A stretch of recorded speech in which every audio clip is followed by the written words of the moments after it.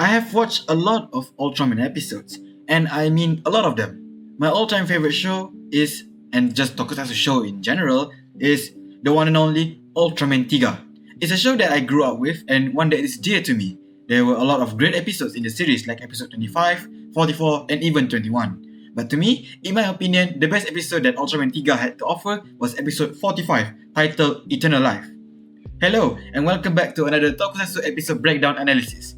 Today, we are looking at the episode where Ultraman 3's determination is put to a test. If you would like to recommend episode for me to break down and analysis, please leave it in a comment or you can just go into my Discord server and tell me there. As usual, before we begin the analysis, we will have a quick recap of the episode. The episode begins with Guts detecting a plasma signal which led them to head out to investigate the source of the signal.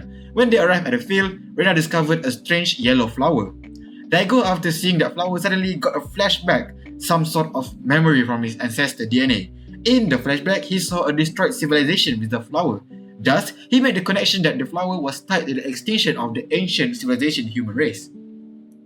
After going into the forest to examine the flower, he met with a young girl named Terra. Daigo then went back to his teammates, and by that point, all of his teammates has been infected by the pollen of the flower Gijera. They have been sent into the dream world, as Terra said it, which led Daigo to bring back the flower to the headquarters to be examined further.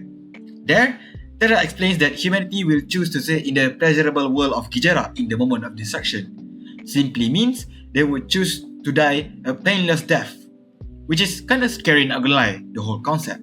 After that, Gijera has started to pop up everywhere in the city, causing humans to be sent into the dream world, and back at the HQ, Daigo is left alone while everyone was being fooled by the illusions of Gijera. Daigo then met Nuke, a cyborg who is searching for new lands. Nuke then revealed that long ago in the ancient time, a man tried to stop Gijera and free everyone from its illusion, but he failed, which then led to the realization that the humans no longer need Ultraman anymore, thus making Ultraman leaving them on Earth because Ultraman was useless at the time. Daigo took a walk in the city and saw that everyone is going crazy over Gijera.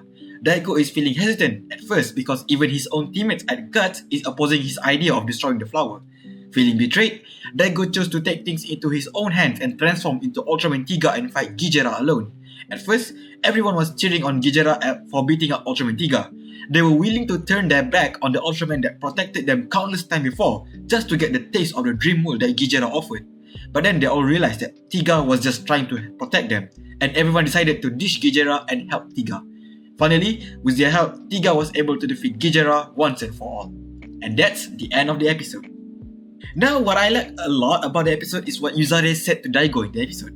Nuke told Daigo that Ultraman is only a being of light, thus it has no rights to interfere with human choices. So when human chooses Gijera over Tiga, then Tiga couldn't do anything. But then Yuzare reminded Daigo that Daigo is both light and human, thus he is the only one who could put a stop to this madness. Think about it, if you were in Daigo's shoes, how would you react to it, and how would you feel that you are being betrayed by every single person on the planet?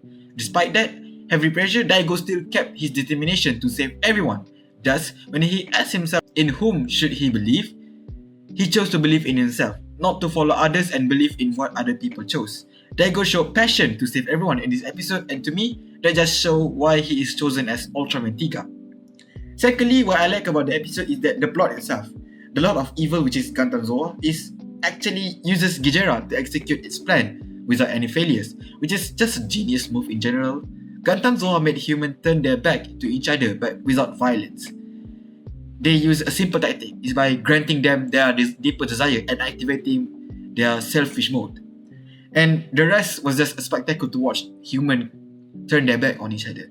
Humans will fight against each other just to fulfill their own dreams and desire, which is scary. And when faced upon extinction, they rather chose to die in their made-up world instead of facing it and trying to change the future.